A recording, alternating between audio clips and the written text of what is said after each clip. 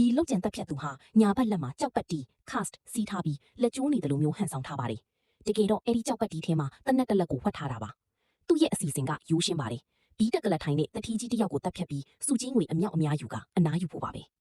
သူစတင်လောက်ကျန်ခါနီးမှာပဲအဝီးတနေရာကနေအစွမ်းထက်တဲ့ rifle တနက်ကိုအသုံးပြုထားတဲ့နောက်ထပ်လောက်ကျန်တက်ဖြတ်သူတယောက်ပေါ်လာပါတယ်အဲ့ဒီဒုတိယမြောက်လောက်ကျန်တက်ဖြတ်သူဟာပင့်မတ်ရဲ့နှလုံးတက်ကိုအမှားအယွင်းမရှိဖြစ်ခတ်လိုက်ပါတယ်လူတွေကြောက်လန့်တကြားဖြစ်ကုန်ပြီးတပ်တော်ဆောင်တွေကလည်းလူသက်သမားကိုလိုက်လံရှာဖွေတာကြောင့်ပရန်ပတာတွေဖြစ်ကုန်ပါတယ်ပထမလောက်ကျန်တက်ဖြတ်သူဖြစ်တဲ့စတာလုံးဟာဒုတိယလူသက်သမားကအမိုက်လေးတဲ့အလုပ်သမား janitor အဖြစ်ဟန်ဆောင်ပြီးထွက်ပြေးဖို့ကြိုးစားနေတာကိုတတိပြုမိသွားပါတယ်သူ့ရဲ့စုကြီးငွေတွေလက်လွတ်ရတော့မယ်ဆိုတာသိလိုက်တာကြောင့်အကောင်းဆုံးနေရာကနေလှမ်းပစ်ခဲ့ပြီးမြဲလွဲချော်သွားပြီးတစ်ဖက်လူကလည်းပြန်လေးပစ်ခတ်ပါတယ်နှစ်ဦးစလုံးဟာအကအကွေယူထားရင်တယောက်ကိုတယောက်အပိုင်ဖြစ်ဖို့အခွင့်အရေးကိုစောင့်နေကြပါတယ်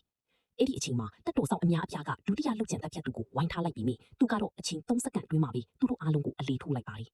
စတာလုံးဟာသူ့ရင်ဆိုင်နေရတာတကယ်ကျွမ်းကျင်ပညာရှင်တယောက်ဆိုတာသိပြီးစက်တိုက်ပစ်ခတ်နေပါတယ်ဒုတိယလောက်ကျန်တက်ဖြတ်သူကတော့စိုးရိမ်ရမယ့်အစားဒီစင်ခုံမှုကိုပို့ပြီးတော့သဘောကျနေပုံရပါတယ်မကြခင်မှာပဲရေကားနှစ်စီးရောက်လာပြီးထွက်ပြေးမယ့်လမ်းကိုပိတ်လိုက်ပါတယ်ကြားညက်နေတဲ့ဒုတိယလောက်ကျန်တက်ဖြတ်သူဟာရေးတွေစီမှာအဖမ်းခံဖို့ရေးဝဖို့ဆုံးဖြတ်လိုက်ပါတယ်ရေးတွေကအဲ့ဒီလူသက်သမားကိုဖမ်းဆီးခေါ်ဆောင်သွားချိန်မှာတော့စတာလုံးအနေနဲ့ဘာမှမတတ်နိုင်ပဲနောက်ဆုတ်ပေးလိုက်